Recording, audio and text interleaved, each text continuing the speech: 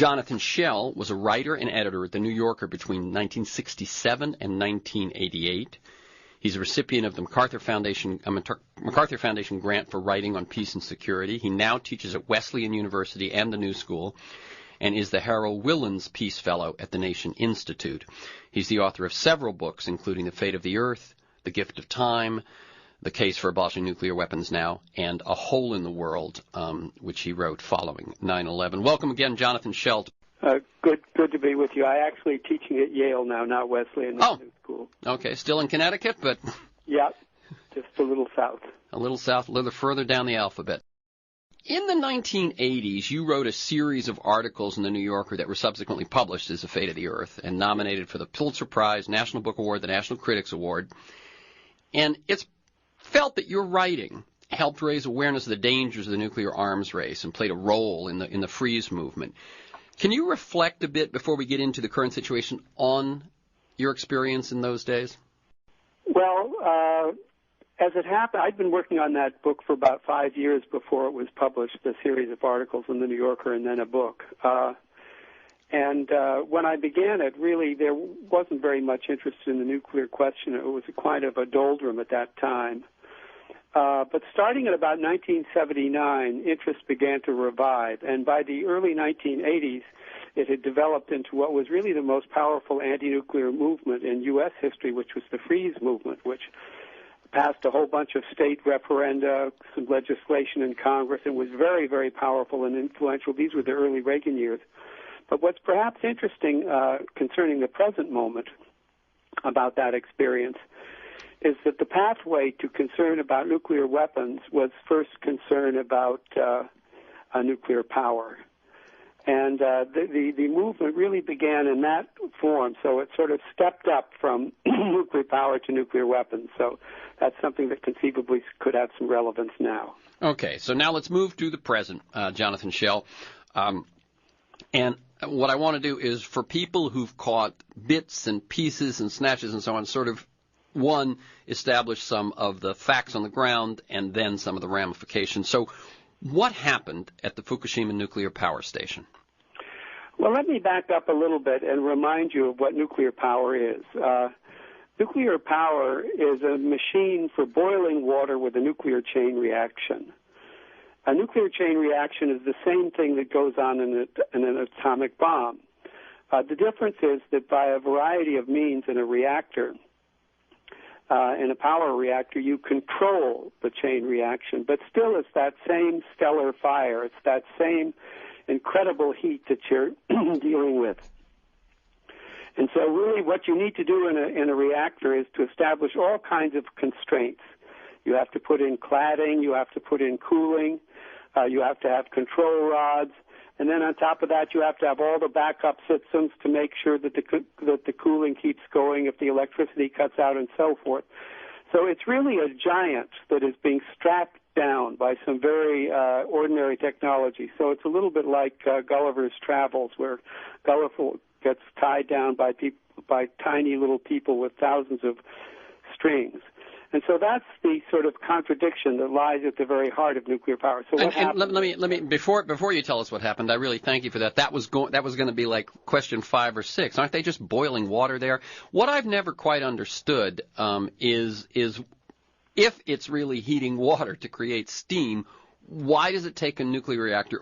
If for people to take the kind of risks that using a nuclear reaction does, it must have some enormous benefits. What are they, or what are they claimed to be?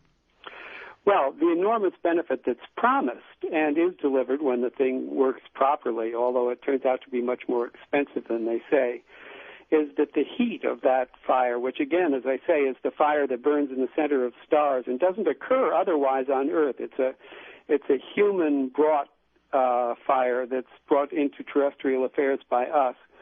But it's so incredibly hot. It's the extremism of that temperature. It means that you can just boil a hell of a lot of water with a rather small amount of uranium and do that for quite a long time before these so-called spent fuel rods are are produced. So they used to say it's too cheap to meter. Now it turns out that it's much more expensive than that, and especially when you add in all the safety features. Right, and then so you have this incredible heat, you heat water, that steam then is what you use to generate the electricity? Yeah, they put the steam into a turbine, and the turbine creates electricity. So it's a steam engine at some sense creating electricity, but with a nuclear reaction at the source. And as you say, when that is working well, it is, if not cost effective, it is efficient and effective? Well, it does provide power, and it provides a very large amount of power for the amount of fuel in terms of bulk that's provided. So compared to coal or gas, greater than coal or oil or something else. Okay, that's the promise. That's the promise. Okay, so what happened at Fukushima? This is Jonathan Schell. He is a writer with a teacher at Yale and a writer with The Nation. Well, remember that we're dealing with that giant that's tied down by 1,000 strings. And what happened, to put it very simply, is that those strings that were tying down the giant all got snapped and broken at Fukushima. Now, what were those? Those were, above all, the cooling system and the generators that go with the cooling system. Because if you don't keep a constant flow of water into that incredibly hot reactor vessel, then the thing will start to burn up and burn out of control, and that's what happened at these reactors, to put it very, very simply. One thing I might add is very important, actually, is that even more important, really, than the reactors themselves are the so-called spent fuel ponds. These are pools of water that are actually in these reactors built up into the top story of the building. Strangely, I don't know why they do that. Yeah, I don't understand that either. Around more easily, but they're up there, and they actually contain a greater amount of potential radioactivity than the reactors. What's also very important about them is that they don't have the redundant backup systems. For some reason, they kind of neglect that. Well, wait. Let me just jump in, Jonathan. Sure. And when you say they neglect that, you mean the Japanese in this particular design and the U.S. No, actually, that's not true. Those fuel ponds, fuel rod ponds, are really neglected very, very, very broadly. Oh, really? Okay. I thought I had read that in some countries they have. In the United States as well. No, I knew in the United States. Not neglected, and that is Germany. Right. What they do with those fuel rods is they put them in what's called dry storage. They put them into great sort of glass logs or logs made out of something. And that helps to solve that problem, because you don't have this continual cooling business that's necessary to keep them from burning up and polluting the atmosphere with radiation. And that's I just wanted to point out, in the U.S. and in Japan. Yeah, I just wanted to point out that there is some human choice involved in whether there's containment and a more careful storage of the rods or not. Go ahead. And yes, absolutely, and it's quite possible and quite feasible, but at a high cost, to immobilize those fuel rods and take them out of those pools and really greatly reduce the danger from them. That could be done, but it hasn't been done in the U.S. It has been done in Germany. Very good. And so what happened here, again, earthquake was not the issue, was it? It wasn't that the earthquake did a crack, and I'm checking with you, the earthquake didn't crack any of the nuclear power station. It was the tsunami that caused the problem? You know, that's what we're hearing. And one thing is that the information that you get out of these catastrophes is notoriously unreliable, and it's also been unreliable here in Fukushima. But what we do have heard, whether this is true or not, I can't vouch for it, is that it was not the earthquake itself that knocked out the power generators, but it was the tsunami. The power reactors had been designed, or rather their generators had been designed to withstand a 6 to 7 meter tsunami, and what they got was a 9 meter tsunami, and that is the explanation for hearing for why the power generators were knocked out. Right, and then once they lose power, what they're losing is power to keep things cool, right? That's it exactly, and this continual cooling is absolutely of the essence of a nuclear reactor, and it keeps it from melting down. And so what's happened over is it just a week now? It seems longer, but is that the the cooling, they've been rushing in as much water as they can, whether it's fire hoses or dropped from helicopters and so on, in what seems to be a vain attempt, which seems to indicate, if it's a vain attempt, that there's something else going on. Either they are steaming incredibly and using it up quickly, or there are leaks, which might indicate that there were cracks. But we can tell from radiation readings around these spent rod pools that something is not under control. That's absolutely correct. And, there are two things that can be out of control, obviously. One is the reactor itself, and there have been repeated or sort of chronic reports that the reactor number 2 has a vessel that is cracked. But also in reactors number 3 and 4, what we've been hearing, and again, I can't vouch for it, but it's what we hear, as much as we know, is that the fuel ponds in the reactors 3 and 4 became exposed to air. And what happened, because the water levels had dropped. And what happens when water levels drop and it's exposed to air is they catch on fire and begin to spew radiation. There's one other source of radiation here that has to be mentioned. And which of these three is mainly responsible for, poisoning the food there already in Japan, I don't know yet. But the other third source of radiation is venting, because once those cooling systems were knocked out, then the temperature began to rise and the pressure began to rise within the reactors, within the 3 reactors that were going in the plant out of 6 that are there. And that created a situation that had to be resolved by venting steam from within the reactor, and that steam had radioactive materials in it. So that's a source of the radiation, too, that's around the plant. Okay, I'm Terrence McNally.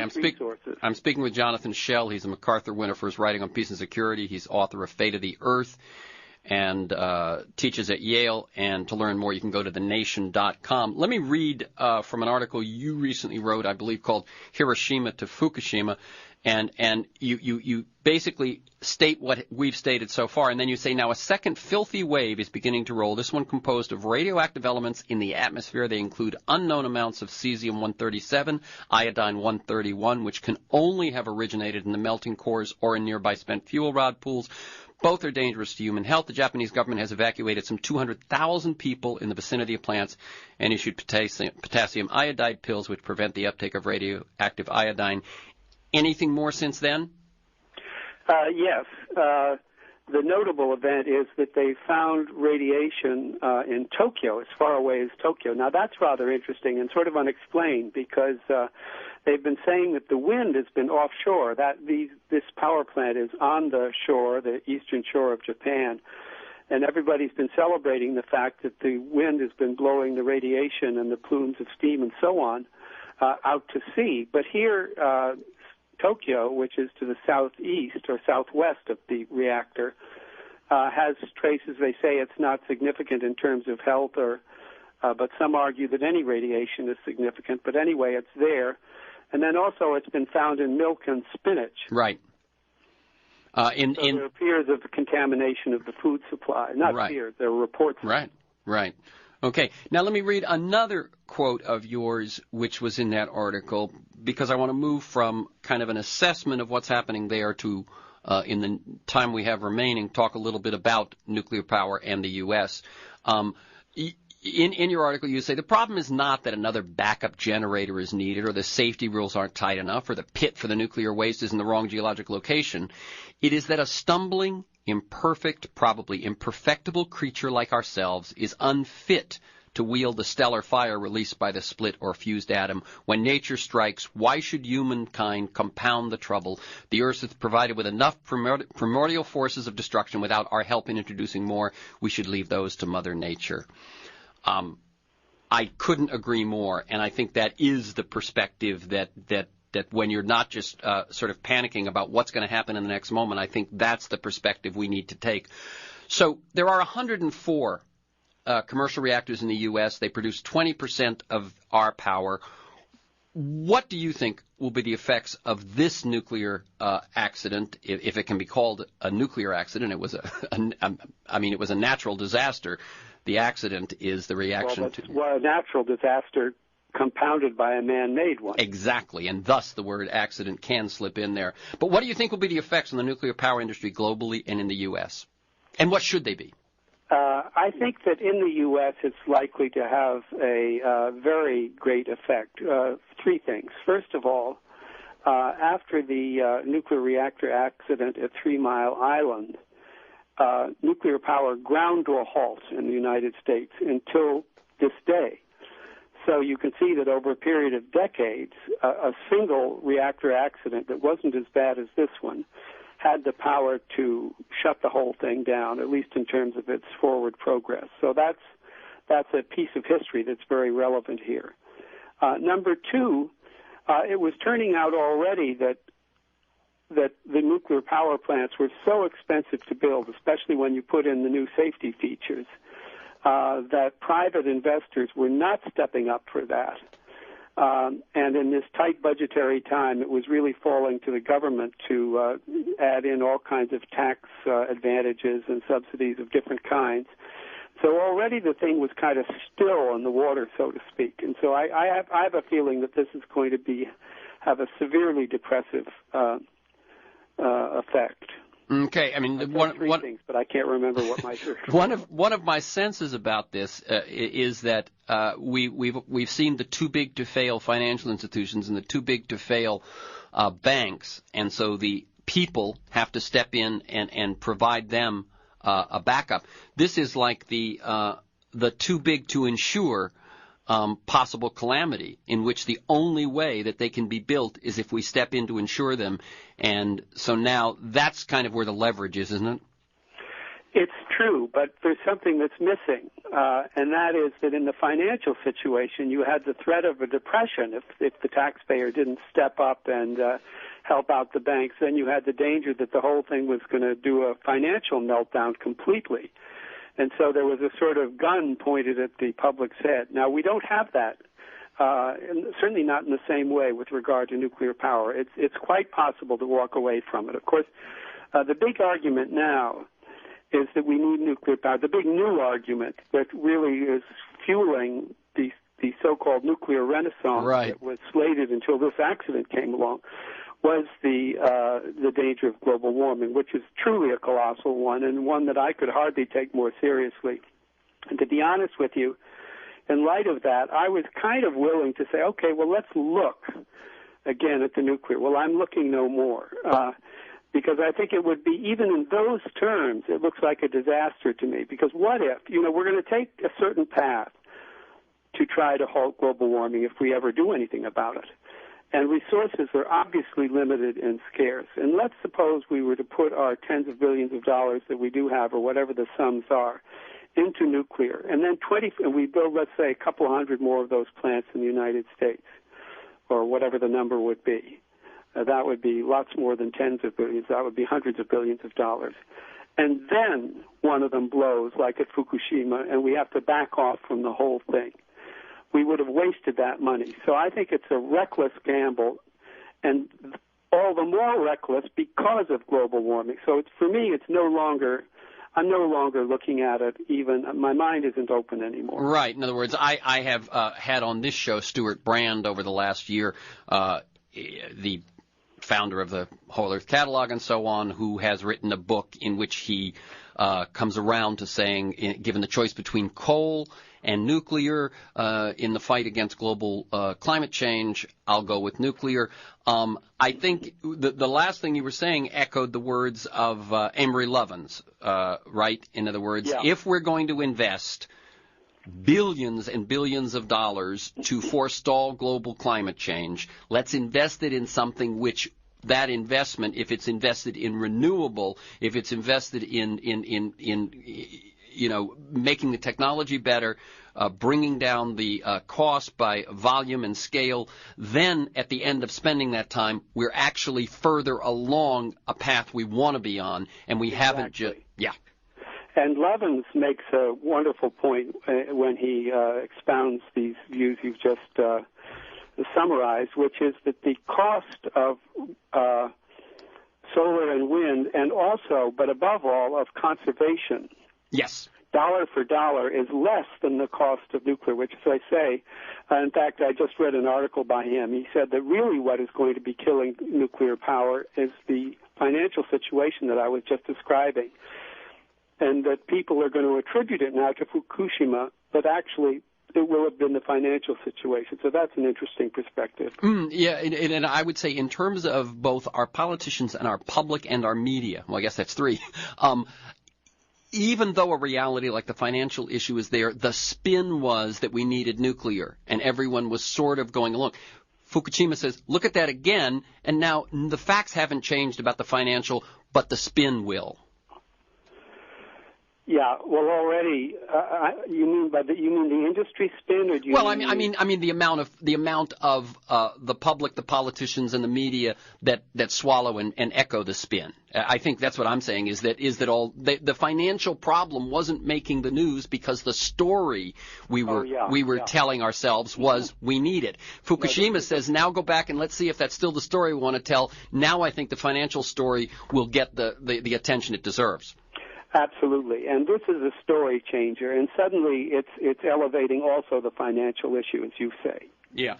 Okay. Finally, let me ask you. I received a warning today from an email warning. Andrew Kirshner, who does Idealist WS. I wonder if he's someone that used to work in the nuclear industry and now gets warning. And he says that we should start acting as if we're going to get radiation levels that we should start preparing for.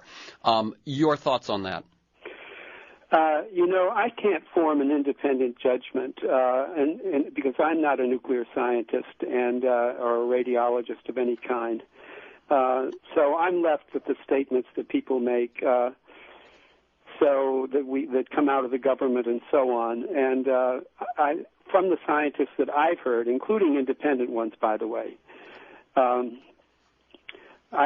think it's pretty unlikely that the radiation that reaches these shores is going to be such as to be of any serious concern. It's just, down in the levels of the background stuff. Yeah. But, don't take it from me because I'm not a scientist. Ask somebody who really knows about it. Right. And I suppose there is the other thing is that's as of today. If there is a full meltdown, then suddenly more is released and the game changes. That's right. And by the way, there's a huge debate in the scientific community. And there's one school that's been going on for decades now, and there's one school who says that when it gets down to a certain level, you don't have to worry anymore. But there's another school that says any radiation whatsoever is harmful. It may be harmful to just one person. It may be harmful to 10 people over 100 years, but there's no amount of radiation that's not harmful. Then of course, the other school says, yes, but we're getting radiation all the time from cosmic rays, and there's a natural background level, and the debate goes on. Yeah, however, I must say I got another email today from Ralph Nader, and you've seen this one, right? And one thing he says, he actually, or it's somewhere in the last couple of days I read where someone says, don't worry, it's like the background. You basically say, yeah, but we're having a lot of cancers. We're having, that's sort of on the side of enough is enough, right? In other words, yes, maybe even what we now take in as background is some of what's causing some of the problems we're having, and no need to add any more. Kind of a spectator to that debate. Yeah, I do believe in scientific information. Yeah. And so I have no choice but to just go with what the scientists say. Right, and as we say, there are two sides. They're divided, exactly. Okay, I think that's about all the time we have. Jonathan Schell teaches at Yale and is the Harold Willens Peace Fellow at the Nation Institute. No, actually, I got to correct you once more. Go ahead. Important. I'm the Doris Schaefer Peace Fellow at the Nation Institute at this point. So they changed it, but didn't change it on the website. Okay. At the Nation Institute, and you can learn more about his work at thenation.com. Thank you, Jonathan Schell. Keep up the good work. Pleasure. Okay.